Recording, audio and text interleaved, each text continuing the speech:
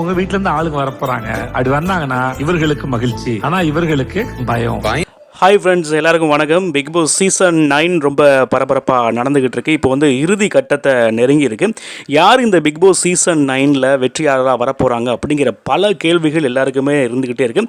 உங்களுக்கு ரொம்ப பிடித்த போட்டியாளர் யார் அப்படிங்கிறதையும் கமெண்ட்டில் சொல்லுங்கள். மறக்காமல் நம்ம யூடியூப் சேனலில் சப்ஸ்கிரைப் பண்ணி வைங்க. பிக் பாஸ் சீசன் 9ல் என்ன நடந்துக்கிட்டு இருக்கு அப்படிங்கிற போது ஒரு ப்ரொமோ வெளியிட்டிருக்காங்க. அதில் வந்து பிக் பாஸ் போட்டியாளர்களுடைய வீட்டில் இருந்து வரப்போகிறாங்க. அதை பார்த்து எத்தனை பேர் பயப்படுறாங்க அப்படிங்கிற மாதிரி விஜய் சேதுபதி கேட்குறாரு.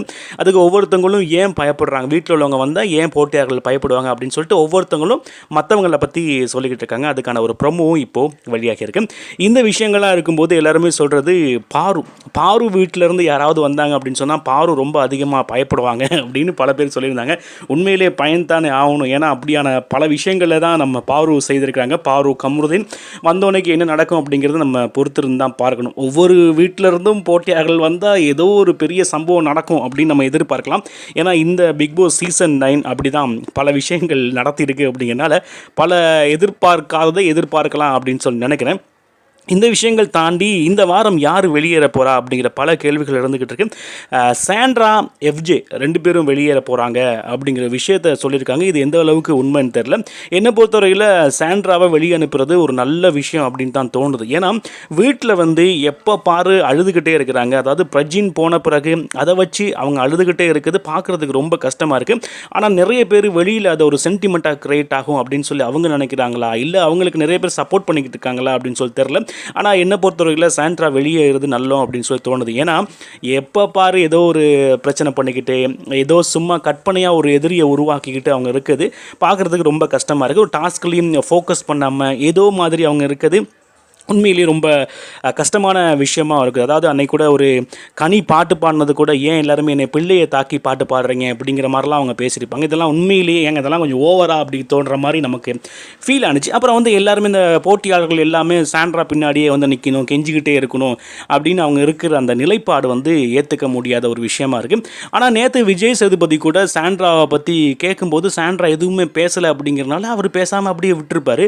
அது ரொம்ப ஆச்சரியமாக இருக்கும். அவங்க பேசாமல் இருந்துட்டா போட்டியாளர்களை நீங்கள் எந்த கேள்வியும் கேட்க மாட்டீங்களா அப்படின்னு பல பேர் இப்போ விஜய் சேதுபதி மீது பலதரப்பட்ட விமர்சனங்களையும் முன் வச்சுக்கிட்டே இருக்கிறாங்க.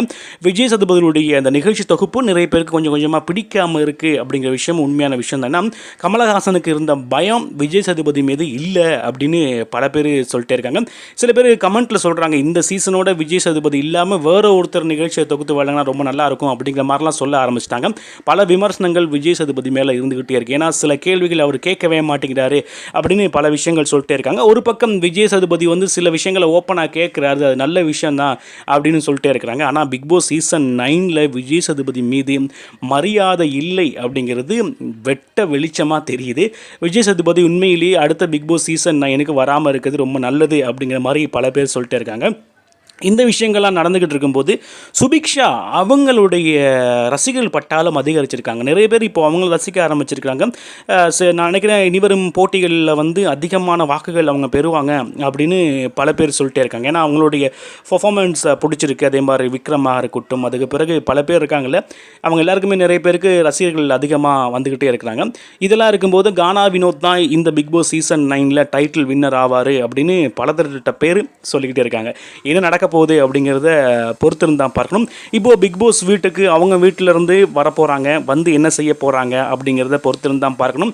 வந்து உண்மையான நல்ல விஷயங்களை சொல்லுவாங்களா, ஓப்பனாக பேசுவாங்களா அப்படிங்கிற பல கேள்விகள் இருந்துக்கிட்டே இருக்கு. இனி வரும் காலங்களில் விஜய் சேதுபதியும் ஒரு சில பேருக்கு சப்போர்ட் பண்ணி பேசாமல் உண்மையாக பேசுவாரா அப்படிங்கிறதையும் பொறுத்துன்னு தான் பார்க்கணும்.